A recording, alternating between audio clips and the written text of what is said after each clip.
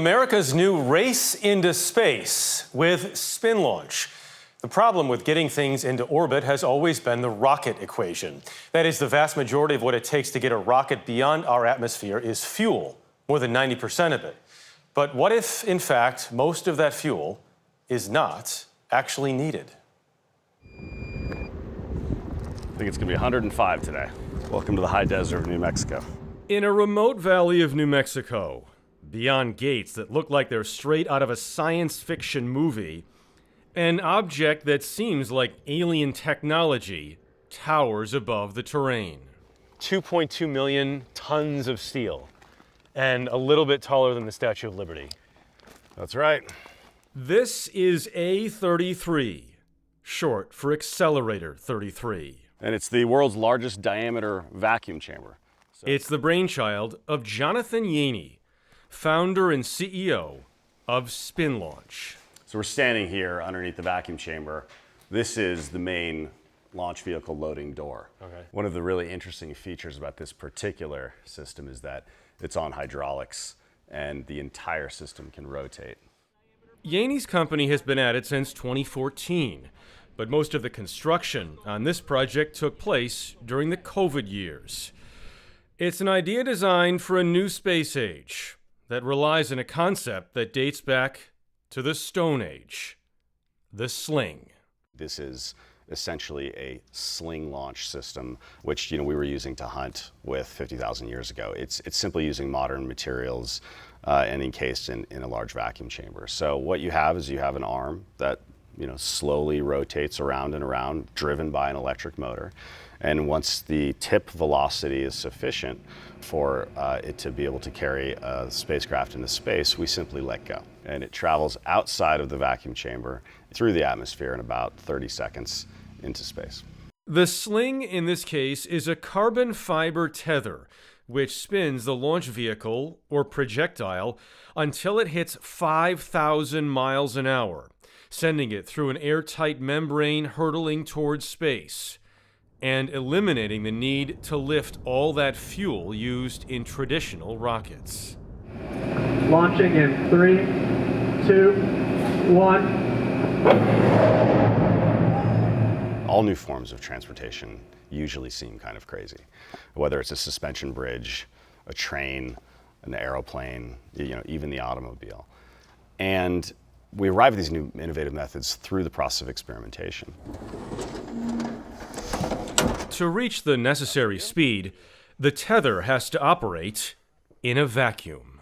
Over here, you have a bank of low vacuum mechanical pumps which extract the sort of first amount of air, and then you have the very, very large high vacuum pump which uses an entirely different type of non-mechanical process to extract the remaining molecules of air out of the chamber, allowing you to achieve high vacuum, which allows us to go hypersonic speeds here at sea level. So you have zero air in there when it's launched. About 1/1000th of atmosphere, correct.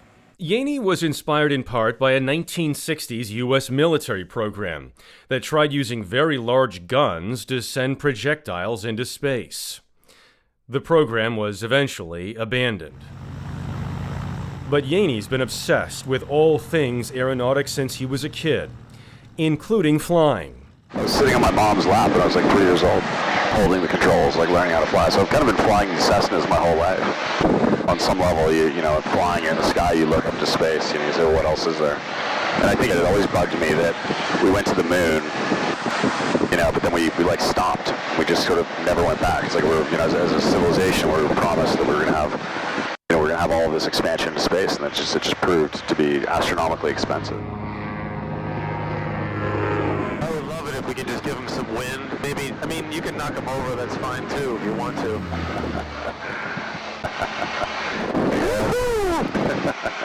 Welcome to the belly of the beast.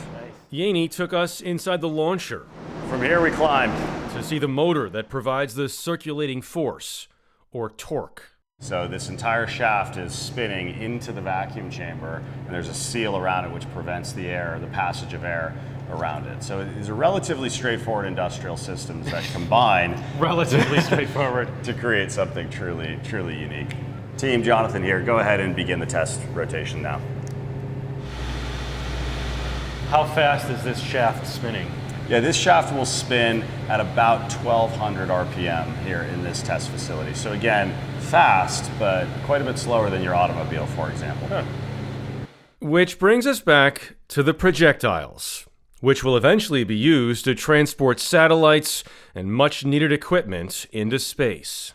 You want it to be heavy in the front, and then you want it to be light in the back so that it is essentially passively stabilized. It's like a dart. And so you just simply throw it out at a velocity and it self-guides its way on its own trajectory.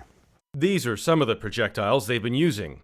A third the size of the one they hope will eventually travel nearly 40 miles above the Earth, where a gas engine will engage and help complete its journey into orbit. This is all about really retiring the risk around the core technology.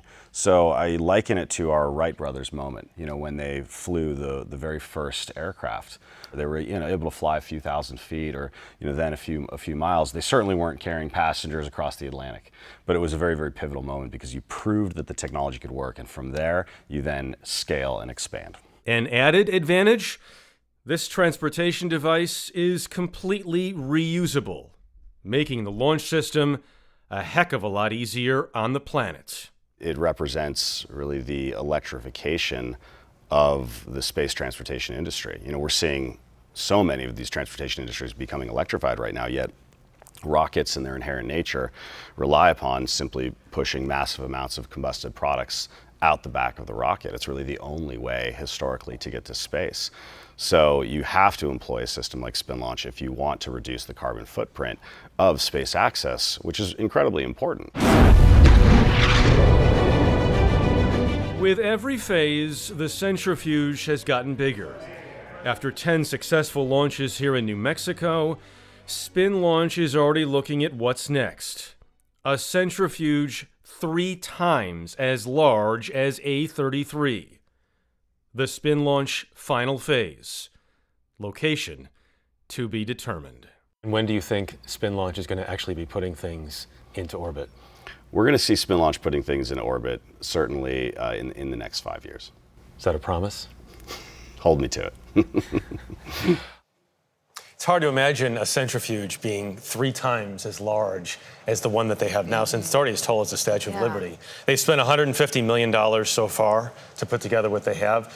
They're talking about another $250 million they would need if they're going to build this even bigger one that would then finish the project. That sounds astronomically expensive, but it's probably a lot less than the old-fashioned way. And part of it's a lot less, because of the way they're doing it, and also because you're not sending humans in. Yes. I mean, this is sending equipment and satellites. Right. Humans can't withstand tens of thousands of Gs. Pressure, But it is a new idea. Very cool. You could have. Could try. But Maverick, he pulled like 10 Gs in Top Gun Maverick. Could do that.